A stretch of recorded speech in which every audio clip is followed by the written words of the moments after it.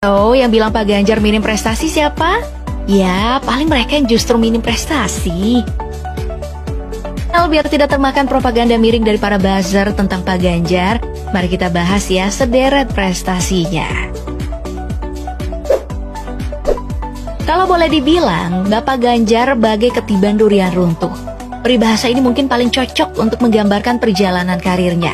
Bagaimana tidak, saat mencalonkan diri sebagai anggota DPR RI tahun 2004, ia ini gak lolos alias caleg gagal. Kala itu, Jacob Tobing, rekan separtanya yang terpilih untuk daerah pemilihan Temanggung, Jawa Tengah. Satu dapil dengan Ganjar. Tapi Jacob Tobing ditugaskan ke Korea menjadi duta besar oleh Presiden Megawati Soekarno Putri. Nah, di sini Ganjar pun menerima tugas pergantian antar waktu dari Jacob Tobing. Ia mengemban tugas di Komisi 4 yang mengawasi bidang pertanian, perkebunan, kehutanan, kelautan, perikanan, dan pangan. Selama menjabat sebagai anggota legislatif, ia pernah menjadi ketua Pansus RUU Partai Politik.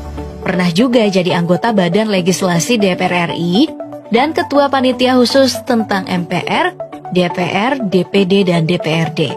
Di periode ini juga, Ganjar pernah mengajukan hak angket atau hak penyidikan untuk kasus lelang gula ilegal dengan anggaran sebesar 1,4 miliar rupiah dan juga hak angket kenaikan harga BBM. Ganjar yang saat itu menjadi pengusul hak angket BBM menilai pemerintah belum berhasil meningkatkan efisiensi Pertamina, belum melakukan langkah pemberantasan penyelundupan BBM hingga BBM pun jadi langka. Ia juga pernah jadi juru bicara fraksi PDIP di DPR RI dan secara tegas menyatakan tidak setuju terkait impor besar yang dilakukan pemerintahan SBY pada tahun 2006. Alasannya, kondisi pertanian terutama padi saat itu masih bagus dan beras pada tahun 2005 masih surplus. Periode 2009 hingga 2014, ia pun akhirnya terpilih menjadi anggota legislatif DPR RI. Karir politiknya berlanjut menjadi wakil ketua Komisi 2 DPR RI. Ia mengawasi bidang pemerintahan dalam negeri, otonomi daerah, aparatur negara, reformasi birokrasi, pemilu, pertahanan, dan reformasi agraria. Namanya pun semakin melejit ketika menjadi anggota panitia khusus hak angket Bank Senturi. Ia terpilih sebagai anggota tim pengawas rekomendasi DPR dari fraksi PDI Perjuangan untuk kasus Senturi. Ia ditugaskan bersama dengan tokoh senior PDIP, diantaranya Danus Subroto, Gayus Lumbun, Trimedia Panjaitan, dan Hendrawan Supratikno. Di kasus Bank Senturi ini, ia sangat vokal dan sangat hati-hati dalam memeriksa kasus demi kasus. Bahkan saat itu, ia adalah orang yang paling tegas dan mengkritik SBY karena menilai menghambat pengusutan skandal Senturi. Ia mengkritik soal tidak dinonaktifkannya Menteri Sri Mulyani yang dinilai dapat menimbulkan ketegangan antar lembaga negara. Ia juga sekaligus menyayangkan dan mengkritik Sri Mulyani karena tidak berbicara terkait kasus Bank Senturi sampai ia pindah ke Bank Dunia usai menjabat sebagai Menteri Keuangan. Yang menarik dari Pak Ganjar di tengah kesibukannya sebagai anggota DPR RI, ia tetap bisa menyelesaikan studi pasca sarjananya di Fakultas Ilmu Sosial dan Ilmu Politik di Universitas Indonesia pada tahun 2013. Sebenarnya ia sudah tercatat sebagai mahasiswa pasca sarjana di FISIP UI sejak tahun 2009. Tapi karena kesibukannya sebagai anggota DPR RI, ia memilih untuk cuti.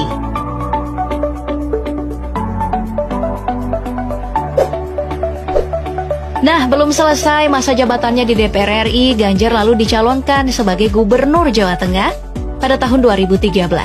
Ia saat itu dipasangkan dengan Heru Sudjatmoko, lalu terpilih kembali saat berpasangan dengan Yasin pada tahun 2018.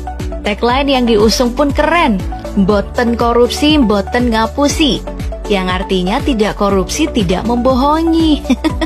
Di awal masa pemerintahannya tahun 2013, segudang prestasi sudah diraih. Ia sukses mereformasi birokrasi agar lebih efektif, efisien, cepat, mudah, dan murah. Salah satu upayanya adalah lelang jabatan yang baru pertama kali dilaksanakan di Jawa Tengah. Semasa kepemimpinannya, politisi berambut putih ini pernah menerapkan kredit pembiayaan dari Bank Jateng untuk UMKM tanpa agunan dan tanpa biaya administrasi. Saat diluncurkan, bunga kredit ini pun tercatat yang paling rendah se-Indonesia dan banyak ditiru pemerintah daerah lain di tanah air hingga mendapat apresiasi dari Presiden Joko Widodo. Tahun 2015, Ganjar pun diberi penghargaan oleh KPK sebagai pelapor gratifikasi terbanyak. Bahkan budaya parsel lebaran sudah dihilangkan di Pemprov Jawa Tengah. Ganjar juga membuat sebuah terobosan mengajak semua ASN di ruang lingkup Pemprov untuk berzakat dengan memotong langsung 2,5% pendapatan ASN. Seluruh dana yang jumlahnya mencapai 1,6 miliar digunakan untuk bantuan bencana, perbaikan rumah tak layak huni, pendidikan dan pondok pesantren, masjid, dan bidang kesehatan. Nah, tahun 2016 Ganjar pun mencanangkan program Desa Tangguh Bencana dengan membentuk 100 desa berdikari dan mengembangkan potensi pariwisata, sumber daya alam serta energi untuk pemberdayaan ekonomi masyarakat. Dalam bidang kesehatan, Ganjar juga meluncurkan program Jateng Gayeng Nginceng Wong Meteng. Yang juga sukses adalah programnya dalam bidang pertanian. Ia membuat kartu tani yang di dalamnya ada identitas petani, luas lahannya, jenis tanaman, dan kebutuhan pupuk. Fungsi kartunya agar di luar petani, pupuk subsidi ini bisa diakses sehingga kejahatan dan penyalahgunaan wewenang bisa diminimalisir. Kartu tani ini bahkan dijadikan Presiden Jokowi ini sebagai program nasional. Semua orang mengakui dan sangat menghormati Ganjar, bahkan sesama gubernur. Menteri Pertanian Syahrul Yassin Limpo yang saat itu menjabat sebagai Gubernur Sulsel pernah memberikan gelar adat Daeng Manaba atas kontribusinya mengembangkan perantau Sulsel di tanah Jawa. Masyarakat Aceh juga menganugerahkan gelar kehormatan Tengku karena dinilai berjasa memajukan bangsa. Wajar juga kalau Presiden Joko Widodo memberinya tanda kehormatan Bintang Jasa Utama. Tidak banyak yang bisa menerima gelar ini.